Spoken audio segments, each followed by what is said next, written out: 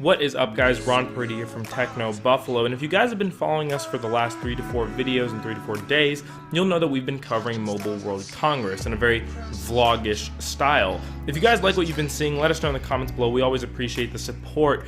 And to finish our trip off on a good note, we wanted to make a top 5 things we saw at Mobile World Congress that really caught our attention. But these are not 5 things we've already made videos on. It's 5 brand new things that didn't really warrant their own video that we still wanted to talk about and bring up on your radar. So let's go ahead and get started. So first off, we have the Huawei MateBook. Now, this is basically a Surface Pro and iPad Pro competitor. Nothing really to report here other than Huawei is aiming it at corporate and business professionals. That's what the differentiating factor is. Hence why they've paired it with what they're calling a Mate Pen and a Mate Dock. The Mate Pen is a pen. It's their version of the Apple Pencil and the Surface Pen. The only real difference here is that it has a laser pointer on the back. Now, I don't know how useful this is for regular consumers. I personally am not that stoked about it, but I could see it being really cool for corporate professionals and meetings and slideshows and presentations. I guess we'll just have to wait to see how it pans out. The Mate Dock, however, does seem to be a useful feature with VGA, HDMI, and a ton of other outputs for bigger screens and projectors. In terms of display, you're looking at a 12-inch 2160 by 1440 display. You're looking at a 6th gen Intel Core M processor that clocks in at 3.1 gigahertz, and you're running Windows 10. Between 4 to 8 gigs of RAM, and between 128 and 512 gigs of solid-state storage, depending on how you configure it. Now, moving on to number 4, we have the LG G5 Friends, because the G5 is obviously so popular. It has 4 friends that are worth mentioning. We talked about 2 in the hands-on, the camera module and the hi-fi audio output. 2 that we did not mention, though, however, are LG's 360 camera, which is supposed to be a super simple button press 360 camera, and the accompanying 360 VR headset. Now, all I have to say about this VR headset is that it is terribly made. We picked it up and put it on, and the thing is super plasticky. It doesn't even seem to be built properly. Everything just falls apart. You get a ton of light bleed from the side, so Todd was using his hands to block out the excess light.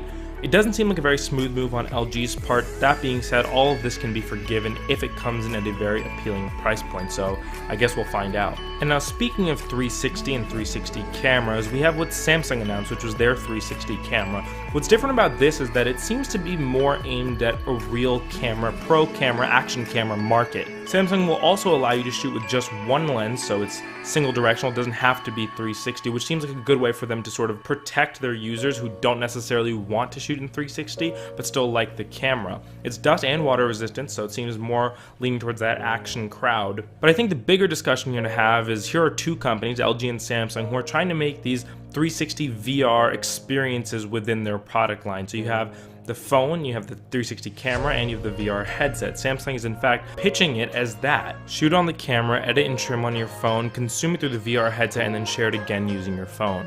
Next, we have HP and Microsoft's big guns, the HP Elite X3. Now, this is a beast of a phone. In terms of specs, you're looking at a 5.9-inch Quad HD AMOLED display, Snapdragon 820 processor, expandable storage, 3 gigs of RAM. Breathe in. It's a beast of a phone. But the real thing that was interesting going to the Microsoft booth was that they had it docked to a bigger display, keyboard, and a mouse. Now, when I reviewed the 950, Continuum was one of the most interesting features to me to see, is this going to be the future of where computing goes? With tablet laptops, we're seeing sort of the convergence of all devices.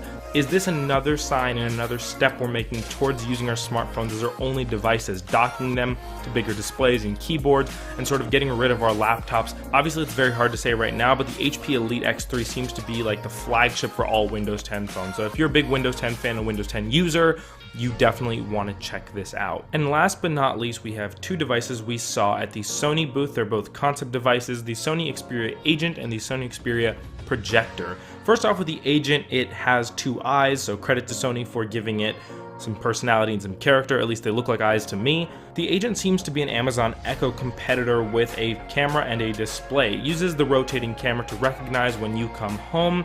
It can supposedly turn on lights, take incoming calls, give you notifications, and in general just sort of be your personal assistant. The Sony Xperia Projector is exactly what it sounds like. It's a projector. The idea is that it shoots a projection onto real-world surfaces with which you can interact and touch and move around. You can throw up a calendar, comment information that other people in your house need to see. It's extremely sci-fi and very cool. So that's pretty much it for this video, guys. Those are 5 things we wanted to talk about and bring up on your guys' radar. Let us know what you think in the comments below. What are you pumped about? What are you not pumped about?